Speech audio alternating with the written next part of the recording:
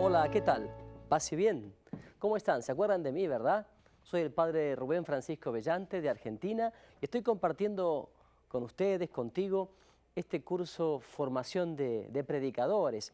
Y la última vez que estamos juntos, que hemos estado juntos, por supuesto con tu Biblia en mano, con tu pluma, tu lapicera, tu cuaderno, habíamos quedado, ¿te acuerdas?, hablando de Moisés. Y acá tengo el texto ese que nos quedó la otra vez porque quiero empezar con ese texto. Dice Éxodo 3:1, Moisés cuidaba las ovejas de Jetró, su suegro, sacerdote de Madián, y una vez llevó las ovejas muy lejos en el desierto y llegó al cerro de Oreb, esto es, al cerro de Dios.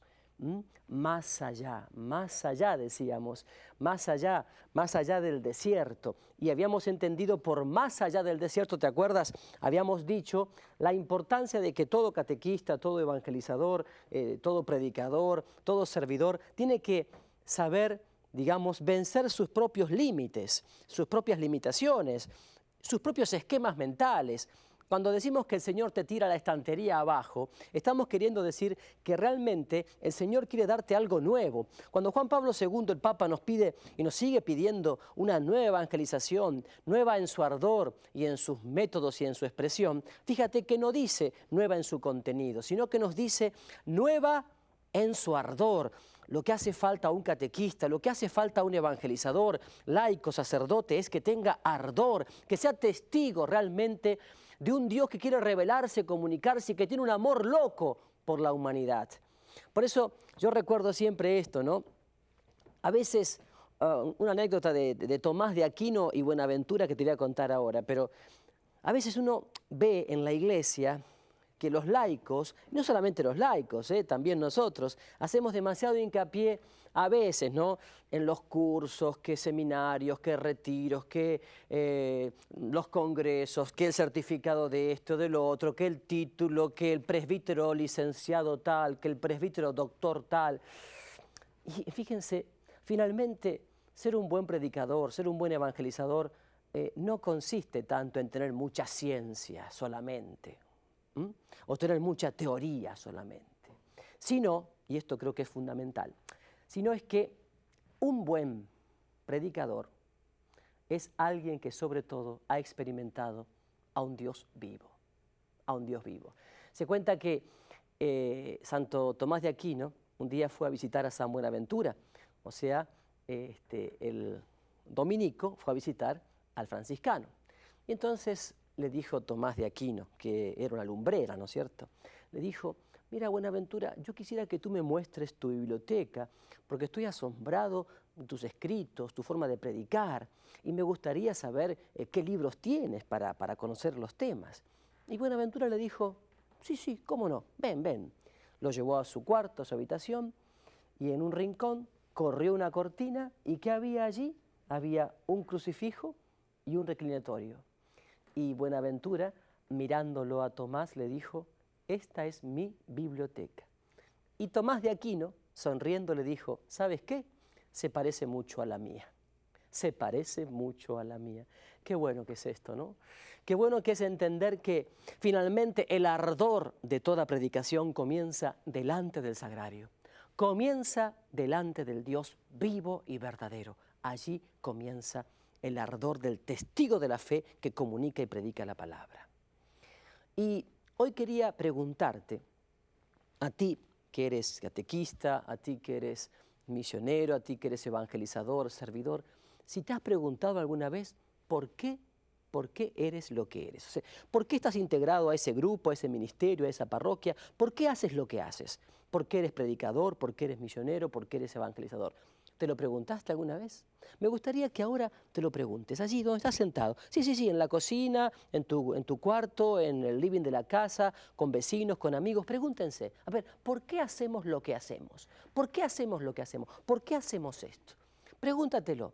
Algunos me van a responder seguramente, me van a decir, bueno, porque el párroco me lo pidió, bueno, porque me di cuenta que en aquel barrio había necesidad de hacerlo. Otros me dirán, bueno, porque me siento bien haciéndolo. Hay muchas respuestas, ¿no? Muchísimas respuestas. Seguramente tú tendrás la tuya, o no. Pero yo sí hoy quiero darte, me parece, la respuesta. La respuesta. Y la respuesta, ¿sabes qué? La respuesta está en un texto que ahora vamos a compartir juntos. Así que toma, por favor, tu Biblia. Vamos a buscar juntos ese texto. Está en Mateo.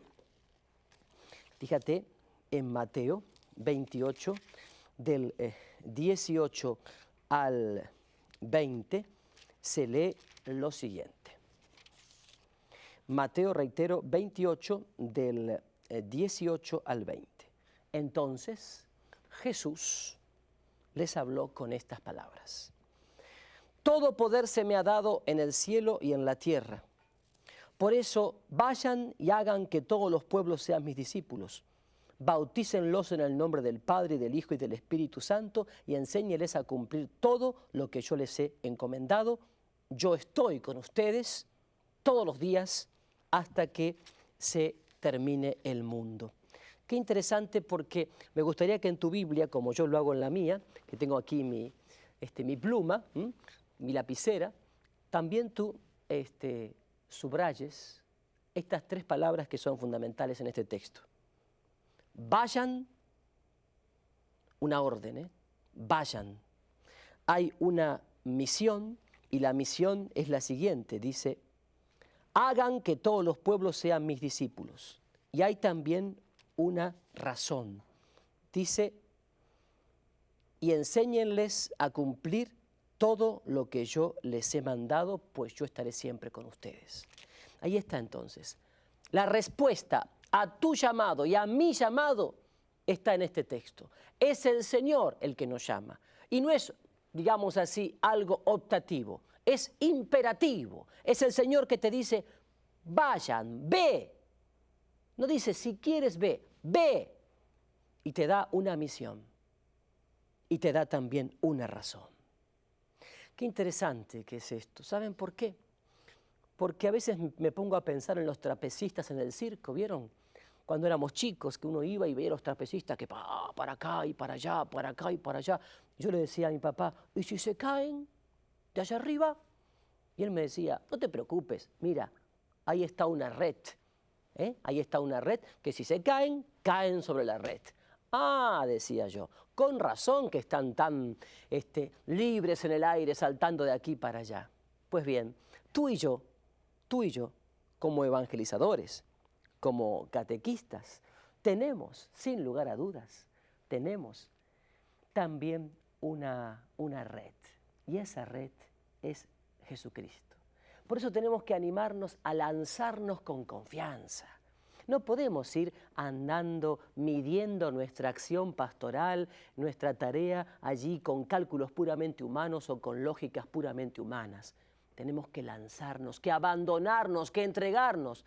La fe es mucho más que creer en el Señor. La fe es creerle a Él. Y creerle te llama o te lleva a moverte, a entregarte, a abandonarte, a lanzarte, como Moisés, más allá del desierto.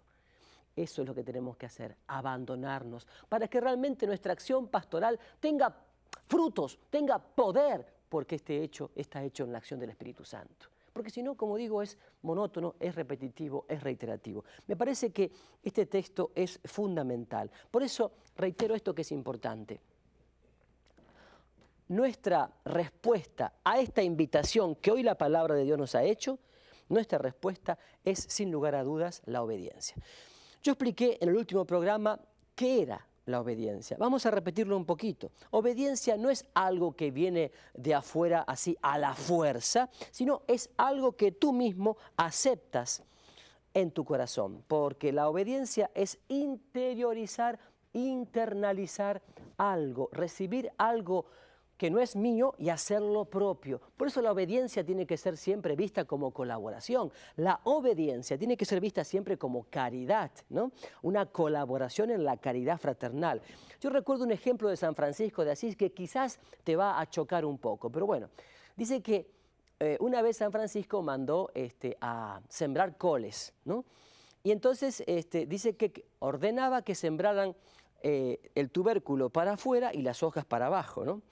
Dentro de la tierra, o sea, al revés. Y no faltó un inteligente que le dijera, pero hermano Francisco, las coles no se siembran así, o sea, las hojas van para afuera y el tubérculo va abajo en la tierra.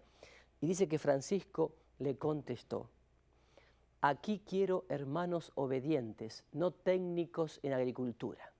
Claro, te parecerá un poco quizás fuerte este ejemplo, pero si lo piensas, lo rezas y lo meditas, te darás cuenta que en el fondo lo que estamos diciendo es que al Señor hay que obedecerlo, a la palabra hay que obedecerla más allá de las lógicas y los pensamientos puramente humanos, más allá de los criterios puramente humanos. ¿Por qué? Porque si viene de Dios, Él que nos desarma por dentro, finalmente querrá siempre y únicamente nuestro bien. Esto es importante, porque tenemos en la Biblia muchos ejemplos al respecto de la obediencia. Por ejemplo, en Génesis, Abraham tenía 70 años cuando el Señor le dijo, sal de tu tierra. O por ejemplo, a Moisés en Éxodo se le ordenó golpear una roca para que salga agua, golpear una roca para que salga agua, y él lo hizo. A Pedro se le ordenó caminar sobre las aguas. ¿Se dan cuenta? Es decir, y ellos obedecieron a algo que humanamente, lógicamente, racionalmente, parecía una locura. Y sin embargo, ellos obedecieron y por su obediencia vino el fruto, porque tú y yo tenemos que ser canales, instrumentos dóciles por donde pase justamente la obra del Señor. Porque si ponemos tantos reparos humanos, tantos criterios puramente humanos, nos transformamos en un obstáculo, en una piedra, pero una piedra pesada que se transforma realmente en un obstáculo. Hay otro texto que quería compartir hoy contigo y es este, ¿no? ¿Para qué nos llamó el Maestro? Porque evidentemente hemos descubierto que tenemos una vocación, pero Él ¿para qué nos llama? Y hay un texto que te quiero dar para que lo busques en tu Biblia y es Marcos 3, capítulo 3, del 13 al 15. Reitero, Marcos 3, del 13 al 15. Y fíjense que dice así este texto. Entonces Jesús subió al cerro y llamó a los que él quiso y vinieron a él. Así constituyó a los 12 para que estuvieran con él y para enviarlos a predicar, dándoles poder para echar a los demonios. Qué interesante que es esto. ¿Para qué nos llama el Señor? Es una buena pregunta. ¿Para qué nos llama el Maestro? Y la respuesta es fundamental. Para estar con Él, para hablar de Él y para actuar en Él. Qué bueno que es esto. El Señor nos llamó para estar con Él. Ni tú ni yo podemos ser de verdad predicadores, discípulos, si no estamos con Él. Justamente San Pablo, en la primera carta a los Corintios, en el capítulo primero, capítulo 28, 29, nos dice algo que es muy lindo. Fíjense qué interesante es esto.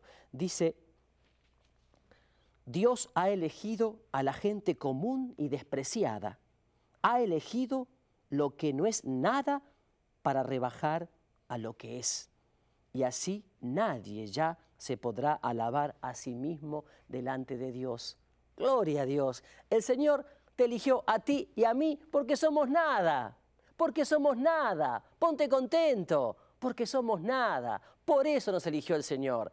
Porque somos nada de nada y Él hace cosas grandes a través nuestro.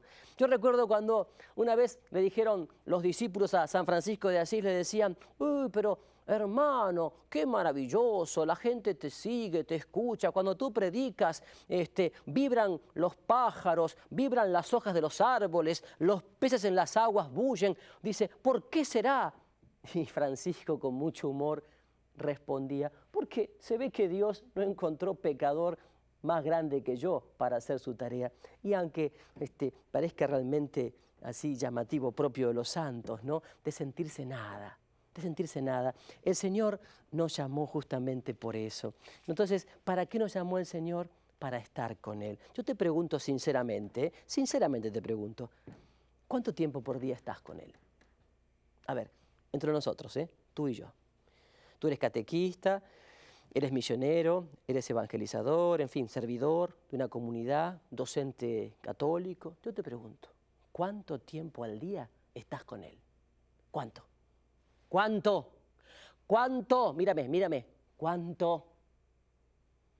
No, no, no, no, no. No me pongas excusas. ¿Cuánto tiempo de reloj? Sin apuros, sin prisas psicológicas ni de reloj. ¿Cuánto tiempo por día estás con Él? Delante del sagrario, descansando en su amor, dejándote mirar por Él, dejándote amar por Él, descansando en su amor. ¿Cuánto tiempo?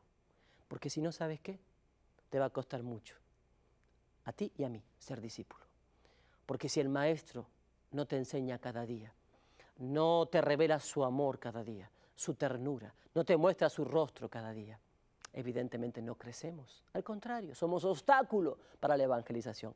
¿Cuánto tiempo por día estás con Él? El Señor nos llamó para que estemos con Él. La tarea principal de un discípulo, de un predicador, es estar con Él, enamorarse de Él, vibrar con Él, sentir con Él. Eso es, estar con Él. Para eso nos llamó el Señor. Y también dice hablar de Él. Hablar de Él. Lo dijimos en el último programa. No se trata tanto de que hablemos de nosotros, de lo que hacemos nosotros, sino de Él. Hay muchos catequistas y sacerdotes también, ¿no? Que a veces nos ponemos a hablar de nosotros, primero yo, después yo y por último yo, como si fuéramos el ombligo del mundo. Tenemos que hablar de Él. Hablar de Él, de lo maravilloso que es Él, de su misericordia, de su bondad, de su amor, de su perdón. Él que no es una ideología, Él que no es una doctrina, Él que no es una filosofía, Él que no es una moral, de Jesús que es una persona viva, una persona viva. Se cuenta que San Francisco de Asís un día le dijo a su hermano León, dice, vamos a predicar. Y fueron al pueblo y dieron 3 vueltas a la plaza del pueblo y le dice Francisco a León, ya está hermano, volvamos.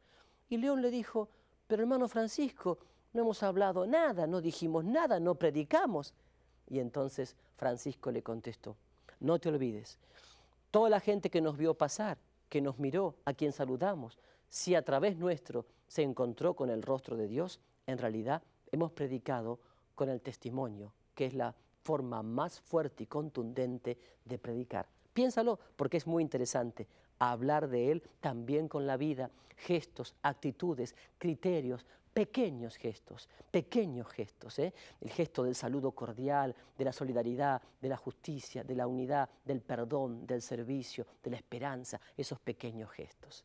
Y también se nos dice que fuimos llamados para actuar con Él, actuar con Él, es decir, ir juntos de la mano con Jesús. ¿Te acuerdas cuando Jesús dice, carguen sobre mí su yugo y aprendan de mí, que soy paciente y humilde de corazón? A veces nos quejamos porque la tarea es pesada, la vida es ingrata y no sé cuántas cosas. El yugo, ¿sabes qué es el yugo? El yugo es esa especie de tronco, de palo, pesado, grueso, que se pone sobre 2 bueyes, nunca sobre un solo buey, siempre sobre 2 bueyes, y los llevan juntos, juntos llevan. Pues bien, Jesús te dice que Él quiere ayudarte a llevar el yugo pesado a veces de la pastoral, de la actividad pastoral, del apostolado. Entonces, actuar con Jesús, no al margen de Él. ¿Cuántas veces hablamos de Jesús y actuamos en nombre de Él, pero Él no está en nuestra vida? Porque no tenemos oración, porque no tenemos confesión frecuente, porque no tenemos lectura bíblica frecuente, porque no tenemos sacramento frecuente, no tenemos unidad en la comunidad, unidad con el pastor, con el párroco y con la comunidad también. Y por eso a veces en nuestra acción no se ven los frutos, porque no estamos actuando en el nombre del Señor, sino en nuestro propio nombre. Por eso es importante entonces actuar en Él y actuar como unidad, como cuerpo, no como francotirador. Mira, tú y yo podemos tener muchos carismas, dones, talentos y cualidades, a no dudarlo, pero si yo me corto solo, soy un francotirador, me aíslo de la comunidad, digamos que actúo como si yo fuera el único en la iglesia, como que la iglesia empezó conmigo, entonces ciertamente eso no sirve, no sirve. Tenemos que saber descubrir el cuerpo de Dios, el cuerpo de Cristo Jesús, que es la iglesia, su presencia en el mundo, esa prolongación de Cristo a través de su cuerpo místicamente presente en el mundo que es la iglesia, la comunidad, la eclesía. Ahora, si tú y yo, por el bautismo, somos parte de esa comunidad, no puedes estar diciendo, no, lo que pasa es que fulano, sultano, el párroco aquel, el obispo tal, entonces yo hago la mía. Fido dido, carpe diem, hago la mía. Muy típico de nuestro momento, ¿no? Del posmodernismo, de la New Age, la nueva era, o sea, esa actitud individualista, ¿no? Cada uno hace la suya y se corta solo. ¿De qué valdría tener tantos talentos, dones, carismas, una actividad maravillosa si te falta unidad, si te falta caridad? Como San Pablo dice en 1 y 2 Corintios, podrías arrojar tu cuerpo al fuego en nombre de Dios, que no valdría absolutamente de nada. Tienes que descubrir tu trabajo, tu tarea pastoral, tu ser predicador en la unidad, en la unidad de la iglesia, en la unidad de la comunidad. Esto es muy importante, ¿no? Porque a veces damos muy mal testimonio porque no trabajamos por la unidad. No hacemos un esfuerzo sincero por trabajar en la unidad y por trabajar unidos a los otros. Recuerda siempre esto, unidad no es uniformidad. La unidad tiene que darse siempre en la variedad. En la variedad. San Agustín tiene una frase magnífica. Él decía, en lo que es accidental, diversidad. En lo que es esencial, unidad. Pero en todo tiene que haber caridad. Qué importante esto. La unidad no es uniformidad. La unidad es diversidad de dones, carismas, talentos, cualidades, formas de ser, temperamento, y todo se va conformando. En Argentina tenemos, bueno, como aquí también, en muchos países de América, tenemos en las piedras, en las montañas, y cuando uno quiere hacer como una especie de tapial o pirca, decimos nosotros, de valla, de muro, de piedra de esta altura, entonces hay que conseguir piedras. Y hay que buscar la piedra que se vaya adaptando a la otra piedra para que se pueda ir construyendo el muro. Entonces hay que, esta no va, a ver, esta sí, a ver, esta puede encajar, a ver si encaja. De esa manera cada uno tiene que saber pulirse a sí mismo, saber pulirse a sí mismo.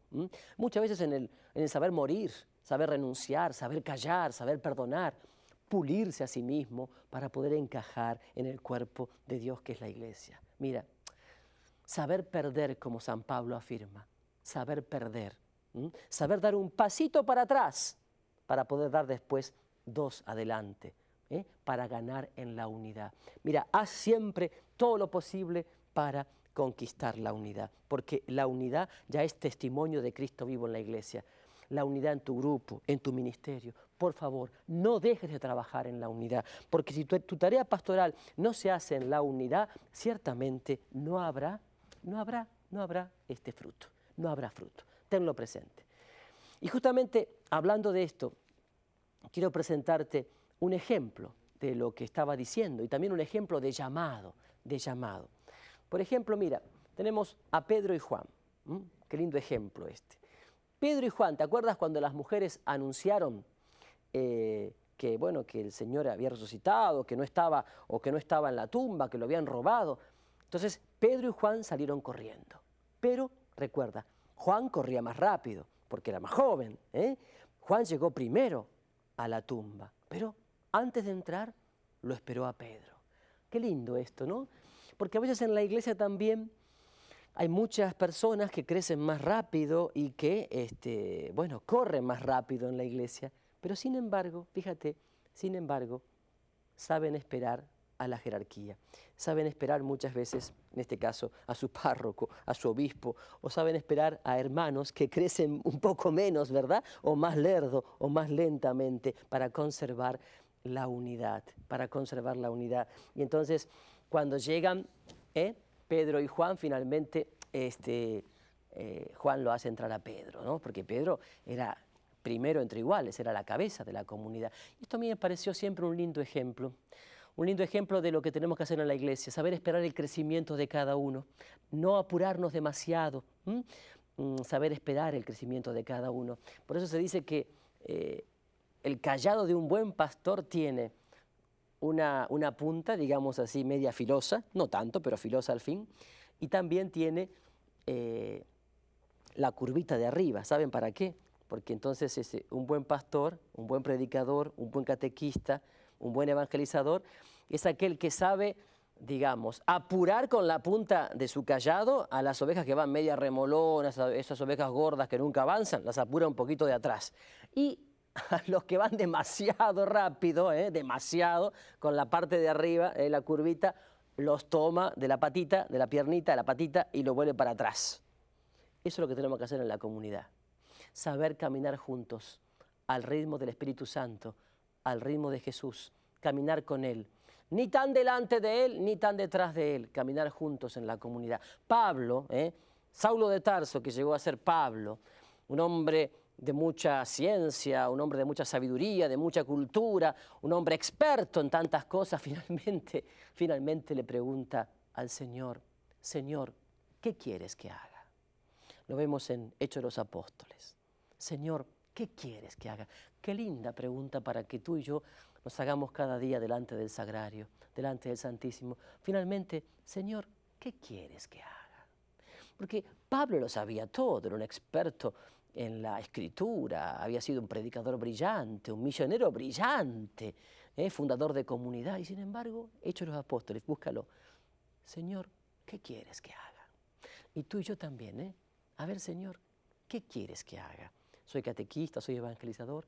¿Qué quieres que haga? Una buena pregunta para una buena oración. Dios te bendiga. Paz y bien.